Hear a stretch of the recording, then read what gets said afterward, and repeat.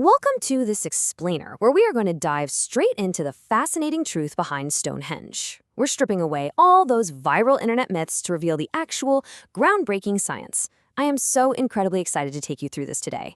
Look, Stonehenge is one of those iconic monuments that absolutely everyone recognizes, right? But honestly, almost no one truly understands it. So, we're going to use the hard, ever-evolving science of archaeology to uncover the real story.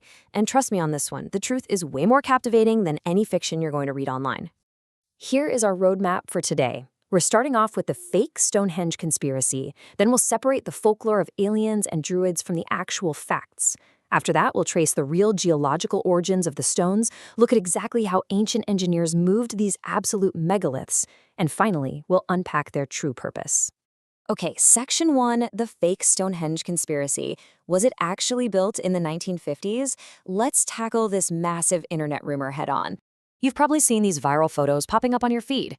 It's just black and white images of concrete being poured right around the monument, and it always sparks this wild claim that the whole thing is just a modern, mid-century hoax. Every few years, these pictures go viral, completely stripped of their historical context, and it leaves people genuinely wondering, wait, is the world's most famous prehistoric monument nothing more than a 20th century tourist trap made out of modern plaster? A curious forum user named Max actually voiced exactly what so many of us think when we see these out-of-context photos.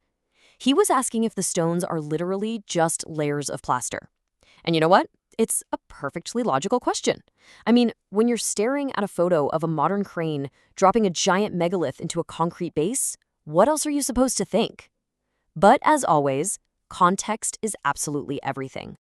The truth is, these photos actually show a series of desperately needed 20th century restorations. They were mapping everything to the original footprints, ultimately solving a collapsing ruin from total destruction. Starting back in 1901, a dangerously leaning stone was straightened out. Then in the 1920s, 6 fallen stones were uprighted. By 1958, yes, massive cranes repositioned a fallen lintel, and a few more stones were secured in 1964 to prevent them from toppling over. Before this rescue mission, Stonehenge looked much more like a forgotten, tumbled-down pile of rocks. Archaeologists used incredibly detailed early diagrams and soil marks to make sure they were putting the stones back into their exact, original Neolithic positions. So no, it's definitely not a fake. It is a carefully preserved survivor. Moving on to Section 2, aliens, Druids, and myths. Let's separate the folklore from the facts. Over the centuries, people have attributed this monument's creation to basically everyone. We're talking extraterrestrial visitors, the wizard Merlin supposedly using magic to move the stones from Ireland, the devil himself, and perhaps the most persistent myth of all, that it was constructed by 18th century Celtic Druids. And hey, it kind of makes sense why people let their imaginations run wild, right? The sheer scale of the stones just invites magical thinking. But let's look at the hard data. This completely shatters the whole Druid theory. It's entirely impossible because the monument was completed over 1,000 years before Celtic Druids even existed in Britain. Stonehenge's construction happened between 3100 BC and 1600 BC. The Celtic Druids, well, they don't even pop up in the historical record until the first millennium BC. You simply cannot build a massive stone circle 1,000 years before you exist. It's just basic math. So why on earth do we all associate Druids with Stonehenge?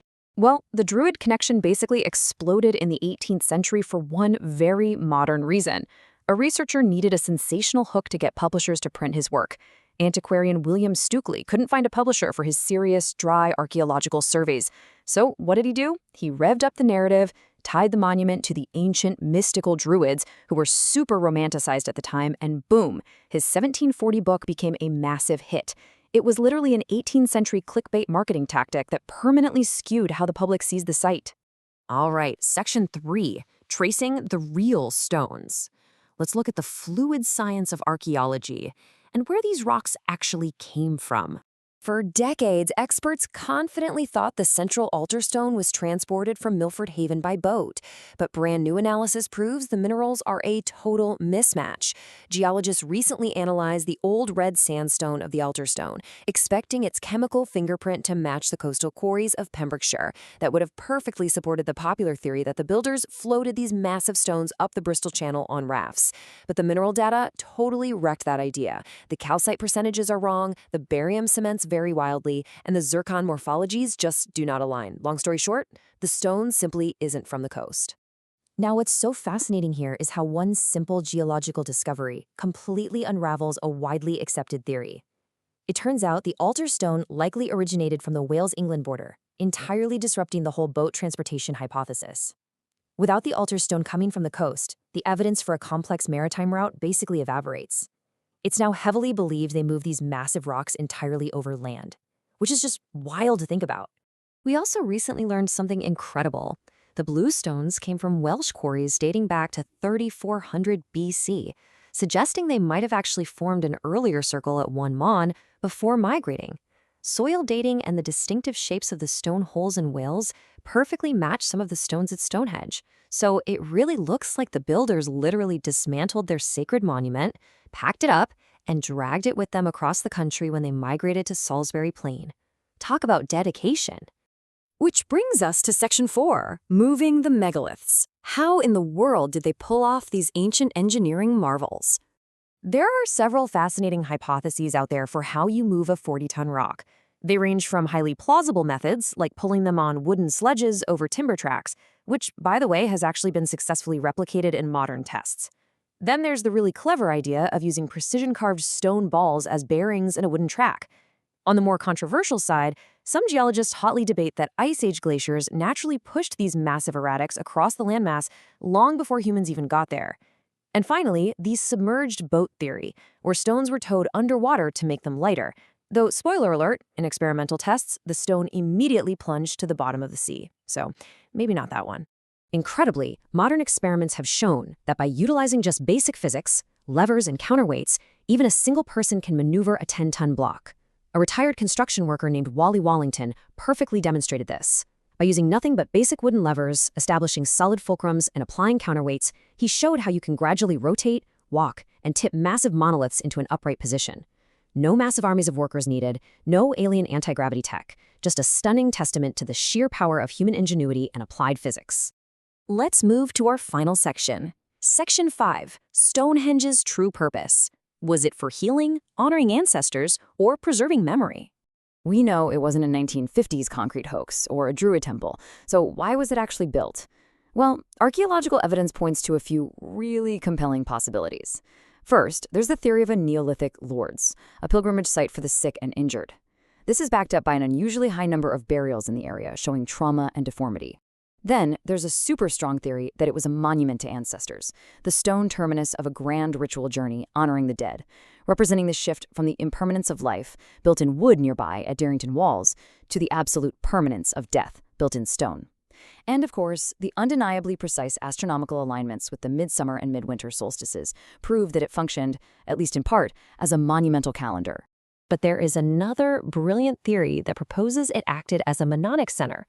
Essentially, for an oral culture that didn't have a written language, a physical location was necessary to record, store, and retrieve crucial societal knowledge. By walking through the specific stones and spaces, the ancients could trigger really complex memories about animal classifications, agricultural cycles, and rich family histories. Under this theory, it wasn't just a temple, it was quite literally a physical encyclopedia. And, while some people still look up to the skies or search for invisible ley lines to explain the unknown, the hard archaeological evidence provides a much richer story. It's tempting to look at these ancient sites and associate them with mystical geomagnetic energies, but when we look at the actual data, the carved stone tools, the precise levering techniques, the arduous, cross-country migration of the stones, we see a society of highly skilled, deeply dedicated humans working together across generations to build something permanent, which is honestly so much cooler than magic. History is never static, and as this explainer comes to an end, we really have to ask ourselves what incredible discoveries might still be waiting just below the surface.